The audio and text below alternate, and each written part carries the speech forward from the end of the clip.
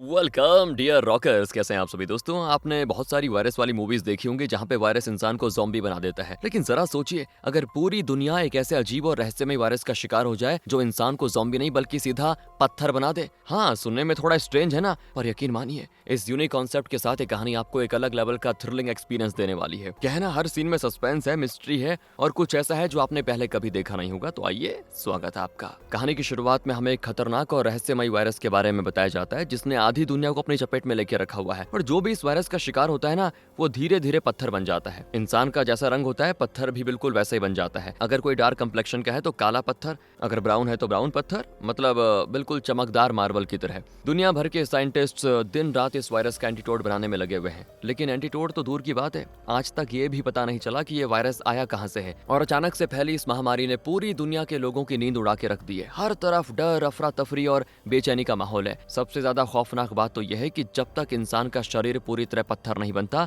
तब तक उसके अंदर हल्की हल्की जान बची रहती है। वो सब कुछ एक तरफ से बोले तो महसूस कर सकता है, लेकिन हिल नहीं पाता, बोल नहीं पाता। और जैसे शरीर का आखिरी हिस्सा भी पत्थर बन जाता है, एक आखिरी मंजर सामने आता है। इंसान धीरे धीरे टूटकर धूल में तब्दील हो जाता है, जैसे किसी ने पत्थर को कुचलकर मिट्टी बना दिया हो। बस इस पल के बाद सब खत्म हो जाता है। अब हम कुछ टीनेजर्स को देखते हैं जो कि एक पुराने सुनसान अपार्टमेंट में नशा करने के लिए आए हुए हैं। सभी नशे में धुत होते हैं। तभी उनमें से एक लड़का अपने टैटू मशीन निकालता है और बिना सोचे समझे अल्फा नाम की लड़की के हाथ पर अजीब सा टैटू बनाना शुरू कर देता है। अल्फा को महसूस तो हो रहा होता है कि उसके ऊपर टैटू बन रहा है, लेकिन नशा इतना ज्यादा होता है कि वो उसको रोक नहीं पाती। और अगले दिन जब नशा उतरता है और अल्फा घर पहुंचती है, तो उसके हाथ पर बना नया टैटू देखकर उसकी माँ जुआन बड़े गुस्से से कांप जाती है। वो चिल्लाते हुए कहती है, ये क्या किया तुमने? मना किया था ना, अगर कुछ हो गया तो। जुआन का डर बेवजह नहीं था दोस्तों, उसे इस बात का खौफ होता है कि न जाने वो टैटू मशीन पहले किस पर यूज हुई होगी। अगर किसी इन्फेक्टेड इंसान पर यूज की गई हो तो वायरस मशीन के जरिए अल्फा के शरीर में आ सकता है। और जुआन इस वायरस की हकीकत को बहुत ही अच्छे से जानती है, इसीलिए वो डर रही है, क्योंकि वो हॉस्पिटल में नर्स है।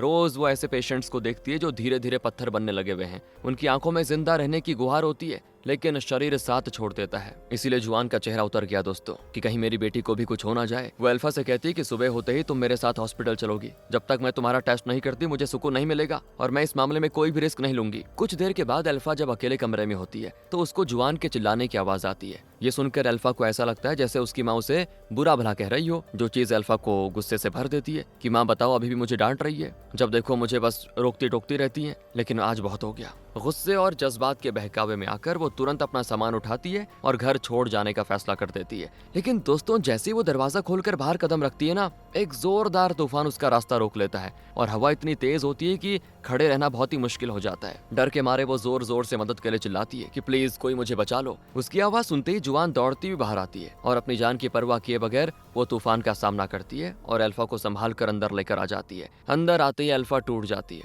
मतलब अपनी माँ से लिपट कर जोर जोर से रोती है और कहती है कि मुझसे गलती हो गई माँ, मैं दोबारा आपको कभी छोड़कर जाने के बारे में सोचूंगी भी नहीं। तो जुआन भी उसे माफ कर देती है। अगले दिन जुआन अल्फा को लेकर जाती है हॉस्पिटल, जहाँ एक नर्स अल्फा को टेटनस का इंजेक्शन लगाने को तैयार होती है। लेकिन अल्फा कहती है कि मुझे डर लग रहा है कि कहीं तुम जोर से न लगा दो इंजेक्शन, इसलिए लाओ मैं खुद ही लगा देती हूँ। तो वो नर्स अल्फा को इंजेक्शन दे देती है, लेकिन जुआन ने नर्स को पहले से कह के रखा हुआ था कि अल्फा का डीएनए सैंपल ले लेना, ताकि मैं देख सकूं कि वो इन्फेक्टेड है या नहीं। लेकिन नर्स भी क्या करती, कई सारे सैंपल्स ऐसे पड़े हुए हैं, लेकिन टेस्ट रिपोर्ट तो आ ही नहीं रही। इतने सारे रिपोर्ट्स पेंडिंग पड़े हुए हैं, अल्फा के आने में तो 2 हफ्तों से भी ज्यादा का टाइम लग जाएगा। इसीलिए वो इस बात पे ज्यादा ध्यान नहीं देती और सैंपल लेने से पहले इंजेक्शन उसको दे देती है। अब यहाँ जुआन की बात करें तो वो हॉस्पिटल में बाकी मरीजों को देखने में लगी हुई है, जहाँ वो नोटिस करती है कि स्टाफ तो बहुत कम है, कहाँ गए सबके सब। पता करने पर उसको जानकारी मिलती है कि सारे स्टाफ डर के मारे काम छोड़ चुके हैं, सोच रहे हैं सभी के सभी कि कहीं मरीजों का इलाज करते करते वही इन्फेक्टेड ना हो जाए। अब ये जानकर जुआन बड़ी परेशान। तभी वो देखती है कि कल तक जिन पेशेंट्स को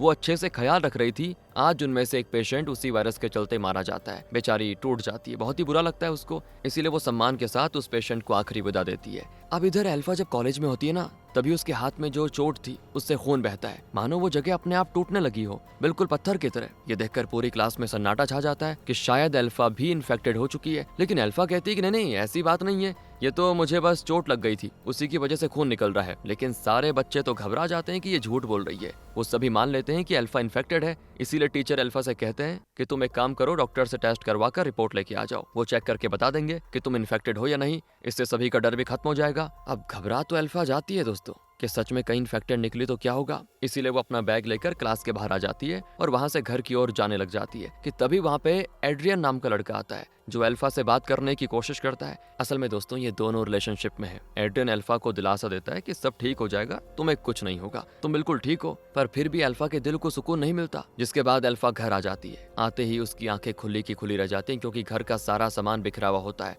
मानो घर में चोरी हुई हो। और तभी उसको उसके कमरे के अंदर एलेक्स नाम का आदमी नजर आता है जो मस्त आराम से सो रहा है। ये देखकर तो अल्फा को डर आ जाता है। वो तुरंत चाकू उठाकर उस पे तानते हुए कहती है कि तुम हो कौन और यहाँ पे कैसे आए। तो एलेक्स कहता है कि मैं तुम्हारा मामा हूँ, तुम्हारी माँ का छोटा भाई। अभी अभी आया हूँ यहाँ पे, रहने की जगह नहीं थी इसलिए तुम्हारी माँ ने कुछ दिन यहाँ रहने की परमिशन दे दी है। लेकिन दोस्तों अल्फा को ना अभी भी उसकी बातों पे यकीन नहीं होता क्योंकि वो अपने किसी मामा को जानती ही नहीं और ना ही कभी एलेक्स उससे मिलने के लिए इनके घर पे आया। लेकिन तब जुआन घर आकर अल्फा से कहती है ये तुम्हारे मामा ही है, कुछ दिन रहेंगे फिर चले जाएंगे। तब जाकर अल्फा को यकीन होता है क्योंकि एलेक्स नशे में था तो कोई भी ऐसे इंसान को देखकर डर ही जाएगा। अब अल्फा जुआन को टेस्ट रिपोर्ट के बारे में बताती है कि कॉलेज में रिपोर्ट चाहिए। तो जुआन खुद उसका टेस्ट करवाना चाह रही थी वैसे भी टैटू के बाद तो अब ये दोनों डॉक्टर के पास जाते हैं। लेकिन यहाँ तो पहले से ये देखिए दोस्तों कितनी भीड़ पड़ी हुई है। जैसे तैसे टेस्ट तो हो जाता है लेकिन रिपोर्ट आने में हफ्तों लग जाएंगे। इसीलिए अल्फा तो चली जाती है, उसे बिना रिपोर्ट के कॉलेज जाना ही पड़ता है जहाँ सारे बच्चे उससे थोड़ी दूरी बनाते हैं। एक दिन तो जब अल्फा बाकी बच्चों के साथ वॉलीबॉल खेल रही होती है तभी उसके हाथ का घाव एक बार फिर फट जाता है और उसमें से अगेन खून आता है जो खून लग जाता है सीधे वॉलीबॉल में। और बाकी बच्चे जब ये चीज देखते हैं तो वो बिल्कुल हैरान, उनका शक अब यकीन में बदलना शुरू हो जाता है कि पक्का ये इन्फेक्टेड है, इसलिए तो इसका शरीर ऐसे फट रहा है। टीचर तब तक के लिए अल्फा से कहता है कि देखो तुम इन्फेक्टेड हो, जाकर इलाज कराओ, बाकी बच्चों के साथ मत रहो वरना वो भी इन्फेक्टेड हो जाएंगे। अब टीचर की जिम्मेदारी थी बाकी बच्चों को प्रोटेक्ट करने की, इसीलिए वो ऐसा कर रहा था। यहाँ तक कि जिस वॉलीबॉल में अल्फा का खून लगा था उस पे कपड़ा डालकर टीचर उसको फेंक देता है डस्टबिन में ताकि कोई दूसरा उसका इस्तेमाल ना कर सके। ऐसा बर्ताव जाहिर है दोस्तों किसी को भी पसंद नहीं आएगा। ऐसे ही अल्फा के साथ होता है, उसे ऐसा लगता है कि दुनिया अब उससे नफरत करने लग गई है। एड्रियन हालांकि उसी के साथ होता है लेकिन एड्रियन को देखकर भी हमें ऐसा लगता है दोस्तों कि वो भी डरा हुआ रहता है अल्फा से। वो भी सोचता है कि अगर अल्फा सच में इन्फेक्टेड हुई तो कहीं मेरा भी काम तमाम ना हो जाए क्योंकि ये वायरस हवा के जरिए नहीं फैलता।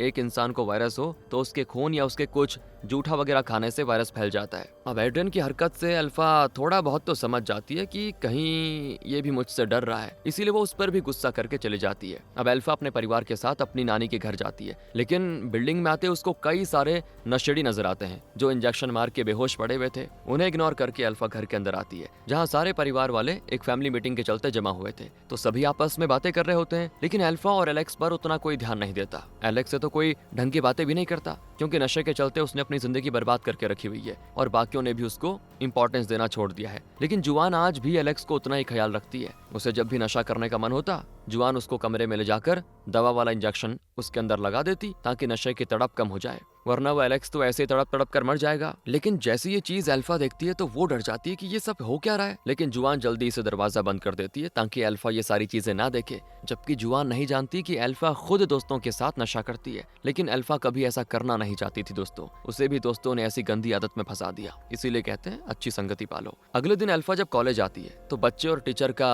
वही बर्ताव देखकर उसको बड़ा बुरा लगता है। आज तो स्विमिंग प्रैक्टिस थी तो कुछ लड़कियां अल्फा को वहां पे आने ही नहीं देती कि अगर ये पानी में जाएगी तो पानी को इन्फेक्ट कर देगी। इसीलिए वो अल्फा को धक्का मारना शुरू कर देते हैं, जो चीज अल्फा से बर्दाश्त नहीं होती, और गुस्से में आकर वो एक लड़की के ऊपर थूक देती है। लड़की का तो दिमाग घूम जाता है कि कहीं मैं भी इन्फेक्टेड ना हो जाऊं इसका बदला लेने के लिए। जब अल्फा स्विमिंग प्रैक्टिस करने पूल में उतरती है ना तो जिस पर उसने थूका था वो लड़की पीछे से अल्फा को पानी के अंदर घसीट लेती है बुरी तरह, और उस लड़की के दोस्त मिलकर अल्फा को अंदर डुबोने लग जाते हैं। वो बड़ी कोशिश करती है अपने आप को बचाने की, जिस चक्कर में उसका सर दीवार से टकरा जाता है और सर फटने से ढेर सारा खून, दोस्तों वो खून पूरे पूल में फैल जाता है। सारे लोग डर जाते हैं कि ये क्या हो गया। खून देखकर उनका शक और बढ़ जाता है कि पक्का ये 100% इन्फेक्टेड है, जबकि उनको नहीं पता कि ये खून किस कारण से निकला। तो अब जुआन को जैसे ही अल्फा के चोट लगने के बारे में पता चलता है वो तुरंत कॉलेज आती है, जहां प्रिंसिपल अल्फा का साइड लेने के बजाय उसी पर दोष डालता है। वो जुआन से कहता है कि बेहतर होगा आप अपनी बेटी को कुछ दिन हमारे कॉलेज से दूर रखिए,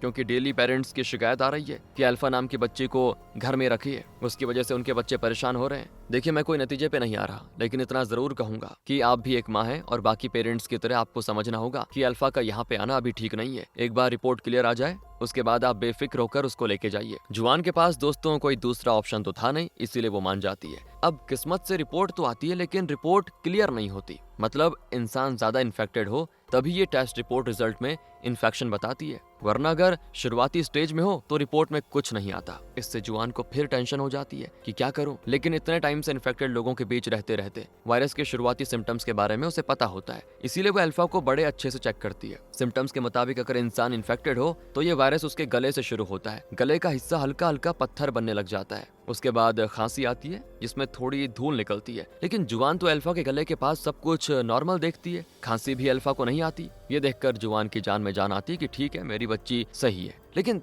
तभी एकदम से अल्फा खांसती है और अफसोस की खांसी के साथ धूल भी बाहर आ जाती है। और ये नजारा इतना दिल दहलाने वाला होता है कि क्या बोले, जुआन के लिए तो कुछ ज्यादा ही, जो सिर्फ एक माँ ही समझ सकती है। माँ का चेहरा देखकर अल्फा को समझ आ जाता है कि वो सच में इन्फेक्टेड है। सिर्फ एक टैटू मशीन ने उसकी जिंदगी बर्बाद कर दी, अब उसका बचना नामुमकिन था। जुआन बेचारी तुरंत इलाज वगैरह ढूंढने में लग जाती है कि कैसे भी करके अपनी बेटी को ठीक करे, लेकिन जो काम पिछले 10 साल से साइंटिस्ट नहीं कर पाए वो जुआन कैसे कर पाएगी। वायरस का सोर्स आज तक नहीं मिला तो एंटीडोट तो नामुमकिन था। जुआन समझ चुकी थी कि बस हो गया, मेरी बेटी का खत्म हो गया, लेकिन वो अल्फा को ऐसे मरने नहीं देना चाह रही थी। इसीलिए वो सारा दिन बस इलाज के बारे में सोचती रहती और उसको दिलासा देती कि बेटा सब ठीक हो जाएगा। लेकिन जब एक रात जुआन अल्फा के कमरे में आती है तो हम देख पाते हैं कि इन्फेक्टेड होने की वजह से जैसे अल्फा बेचैन है ना, वैसे ही एलेक्स भी नजर आ रहा था। ठीक वैसे ही वो भी तड़प रहा होता है, मानो वो भी इन्फेक्टेड हो। और अब यहाँ से कहानी थोड़ी पास्ट में जाती है। जब इस वायरस की शुरुआत हुई थी तो उस दिन भी हमेशा की तरह जुआन हॉस्पिटल में होती है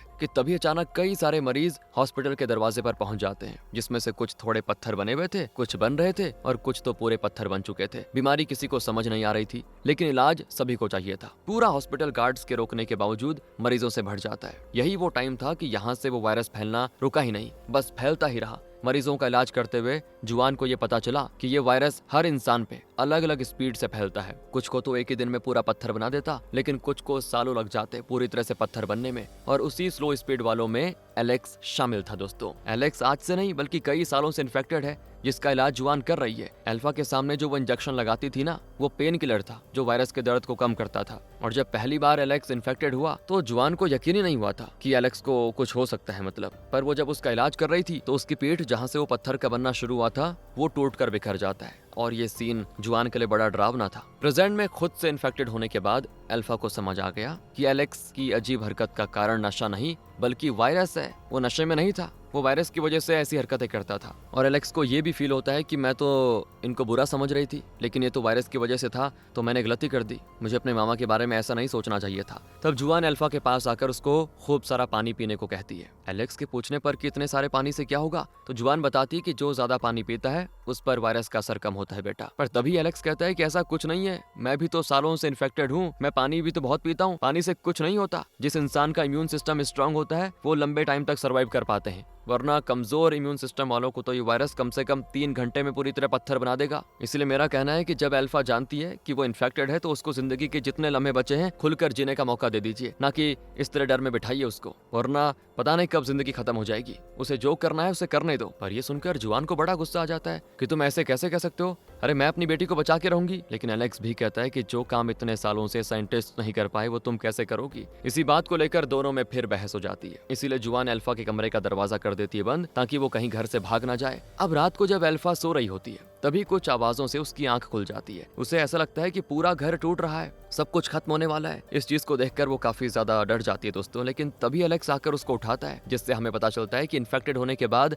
ऐसे अजीब अजीब विजन्स और सपने आते रहते हैं, ये कॉमन है। एलेक्स को अल्फा की ये हालत देखी नहीं जाती क्योंकि वो बिल्कुल डिप्रेस्ड हो चुकी थी। इसीलिए एलेक्स चुपके से खिड़की खोलकर अल्फा को बाहर निकालता है और उसको अपनी सबसे खास जगह पे लेके जाता है, जो कि क्लब है। ये कोई नॉर्मल क्लब नहीं बल्कि यहाँ आने वाला हर एक इंसान इन्फेक्टेड है। वो सारे इन्फेक्टेड लोग जिसे दुनिया ने नकार दिया, हर तरफ से उनको भगाया जा रहा है, वो यहाँ पर आकर जिंदगी के आखिरी पलों को सुकून से जीते हैं। यहाँ ऐसे लोगों को देखकर अल्फा को बढ़िया लगता है थोड़ा। एलेक्स तो अपना सारा समय यहीं पे गुजारता है। आज उसने अल्फा को भी यहाँ पे पहुंचा दिया। यहाँ कर अल्फा को बहुत बढ़िया लगता है और वो सारा गम सब कुछ भूल जाती है। मतलब जहाँ लोग उसको नकारते थे यहाँ सभी उसको अपना मान रहे होते हैं। जी भर के सुकून लेने के बाद दोनों क्लब से बाहर आ जाते हैं। एलेक्स अल्फा से कहता है अगर कोई भी इच्छा है तुम्हारी तो सब पूरी कर लो, क्योंकि जिंदगी दोबारा मौका नहीं देगी। ये सुनते ही अल्फा को एड्रियन की याद आती है, इसीलिए वो उससे मिलने के लिए उसके घर जाती है, जिसको देखकर वो भी खुश हो जाता है क्योंकि वो भी उससे मिलना चाह रहा था। आज एड्रियन अल्फा से दूर नहीं जाता, ना ही अल्फा उससे दूर होना चाहती है। दोनों एक दूसरे के करीब आ जाते हैं। लेकिन तब अल्फा नोटिस करती है कि जो टैटू उस इन्फेक्टेड मशीन से उसको बनाया गया था, सेम वही टैटू एड्रियन के ऊपर भी मौजूद है, यानी कि एड्रियन ने भी उसी मशीन से टैटू बना लिया था। तो अल्फा कहती कि तुम्हें टैटू नहीं बनाना चाहिए था क्योंकि तुम्हारी टैटू मशीन इन्फेक्टेड है, और उससे बताओ तुमने अपने ऊपर भी टैटू बना दिया, इसका मतलब तो तुम भी इन्फेक्टेड हो चुके हो। एड्रियन तो घबरा जाता है, मैं क्या करूं अब, लेकिन अल्फा कुछ नहीं बोलती, वो भी चली जाती है। उससे भी बहुत बुरा लगता है, खुद के लिए भी और एड्रियन के लिए भी। वो ये बात बर्दाश्त नहीं कर पाती कि बस अब हम कुछ ही दिनों के मेहमान हैं और कुछ समय के बाद वो हमेशा हमेशा के लिए पत्थर बन जाएगी। अब एलेक्स अल्फा के पास आती है, जहाँ एलेक्स उसको बीच पे लेके जाता है। वहाँ वो दोनों सुकून के लम्हे गुजारते हैं। एलेक्स अल्फा से कहता है कि क्या मेरा एक छोटा सा काम करोगे, तुम बस यहीं पर रुकना, मैं बस कुछ ही मिनट्स में आ जाऊंगा, कहीं जाना मत। अब अल्फा को समझ नहीं आता कि एलेक्स कहाँ जा रहा है, इसीलिए वो वहीं पे उसका इंतजार करने लग जाती है। थोड़ी देर के बाद जब एलेक्स वापस नहीं आता तो अल्फा उसको ढूंढने जाती है, जहाँ एक जगह पे उसको एलेक्स नशा करते हुए दिखाई देता है, जो वो जुआन के डर से नहीं कर पा रहा था। और ये देखकर अल्फा उसको रोकने की कोशिश करती है, लेकिन वो जब तक रोकती तब तक एलेक्स ने नशे का इंजेक्शन लगा लिया था, जिससे उसकी हालत बड़ी खराब हो जाती है और वो वहीं पे हो जाता है बेहोश। इसलिए अल्फा तुरंत अपनी माँ को फोन करके एलेक्स के बारे में बताती है। और जब जुआन भागते भागते एलेक्स के पास आ रही थी ना, उसे पुराने लम्हे याद आ जाते हैं, जब बचपन में एक बार एलेक्स अल्फा को लेकर बाहर निकला था, लेकिन नशा करने की वजह से उसकी हालत एकदम खराब हो गई थी, वो खुद के होश में नहीं था। इसलिए छोटी अल्फा ने उस टाइम भी अपने माँ से मदद मांगी थी और उन्हें यहाँ पे बुला लिया था। आज भी सेम वही सीन है, लेकिन फर्क बस इतना है कि उस टाइम वायरस की शुरुआत थी, लेकिन आज वायरस एलेक्स के शरीर पर पूरी तरह से कब्जा कर चुका है। अच्छी इम्यूनिटी वाले एलेक्स ने नशे की वजह से जैसे ही कमजोरी महसूस की, वायरस ने उसको अपनी चपेट में ले लिया, जिससे वो कुछ ही पलों में पत्थर का बन जाता है। अब सिर्फ आखिरी सांसें उसकी बची होती हैं। भाई की ऐसी हालत जुआन से देखी नहीं जाती। करीब 10 साल से एलेक्स इस वायरस से जूझ रहा था, सभी ने उसको नकार दिया सिवाय जुआन के, और आज उसी भाई को अपने से दूर जाता देखकर वो सदमा बर्दाश्त नहीं कर पाती और वो वहीं उसके बगल में सर रखकर रोने लग जाती है। और दोस्तों, यहीं पर आता है कहानी का सबसे बड़ा ट्विस्ट। हम देखते हैं कि जुआन बिस्तर पर पड़ी हुई है, उसकी आंखें खुली हैं, सांसें चल रही हैं, लेकिन चेहरे पे थकान और बेचैनी साफ दिख रही है। उसके सामने अल्फा बैठी हुई है जो उसका ख्याल रख रही है। और तब होता है सबसे बड़ा रिवील कि जुआन भी इन्फेक्टेड है। जो कुछ भी हमने अभी तक देखा वो सब जुआन के दिमाग का बनाया हुआ एक विजन था। इस वायरस का एक खौफनाक असर ये भी है कि इन्फेक्टेड इंसान अजीबोगरीब सपने और भ्रम देखता है। जुआन के साथ भी वही हो रहा है। वो तो उसी वक्त इन्फेक्टेड हो गई थी जब हॉस्पिटल में मरीजों का इलाज कर रही थी, लोगों को बचाते बचाते खुद इस वायरस का शिकार बन बैठी। इतना ही नहीं, इसके साथ एक और दिल तोड़ देने वाली सच्चाई सामने आती है, और वो ये है कि एलेक्स अब जिंदा नहीं है। वो तो सालों पहले इन्फेक्टेड होकर मर गया था, कुछ दिनों में उसकी जान चली गई थी। लेकिन भाई को खोने का दर्द जुआन कभी भूल नहीं पाई, कभी बर्दाश्त नहीं कर पाई। इसलिए डर के पलों में उसको एलेक्स नजर आता था, जैसे वो अभी भी उसके पास हो। जब भी जुआन बहुत ज्यादा घबरा जाती ना, अल्फा उसे वही लोरी गा के सुनाती जो बचपन में जुआन अल्फा को सुनाया करती थी। और ये पल बड़ा इमोशनल होता है दोस्तों। कहानी के बीच में जो हमने देखा था कि जुआन अल्फा के साथ अपनी नानी के घर गई थी, असल में वो भी भ्रम था। वो लोग भी इस वायरस का शिकार होकर कब का मर चुके थे। अपने भाई और परिवार की यादों में डूबी जुआन को देखकर अल्फा फैसला करती है कि वो जुआन को उनके पुराने घर पे लेके जाएगी। कई दिनों के बाद दोनों घर से बाहर निकलते हैं, लेकिन बाहर का मंजर देखकर रूह कांप उठती है। हर तरफ सिर्फ धूल, आंधी और सुनसान गलियां। ये आम आंधी या धूल नहीं थी दोस्तों, ये उन लोगों की धूल थी जो पत्थर बनकर टूट चुके थे। और जब वो अपने पुराने मोहल्ले पहुंचते हैं तो वहां भी सब कुछ वीरान होता है, ना कोई आवाज, ना कोई इंसान। तभी जुआन को एलेक्स दिखाई देता है। उसको देखकर जुआन के चेहरे पे सालों बाद एक सुकून भरी मुस्कान आती है। वो उसकी तरफ बढ़ती है और दोनों अपने पुराने घर की ओर चल जाते हैं। अल्फा उनको जाते हुए बस देखती है, लेकिन अचानक एलेक्स धीरे धीरे धूल में बदलना शुरू हो जाता है। जुआन उसको रोकने की सोचती, लेकिन कोई फायदा नहीं होता और उसके हाथ बस धूल रह जाती है। ये सीन देखकर अल्फा बड़ी इमोशनल होती है दोस्तों। इन्फेक्टेड तो वो थी, उसके पास भी बस कुछ ही लम्हे बचे थे। धीरे धीरे वो भी इस धूल और तूफान का हिस्सा बन गई और फिर दुनिया में सिर्फ हवा ऐसी उड़ती रही। आखिर में जो अल्फा ने देखा वो भी उसका भ्रम था, क्योंकि वो भी इन्फेक्टेड हो गई थी। इस तरह आखिर में सब धूल मिट्टी बनकर कहानी खत्म हो जाती है। बाकी मिलते हैं आपसे अगली वीडियो में। ध्यान रखिए अपना। Thanks for watching.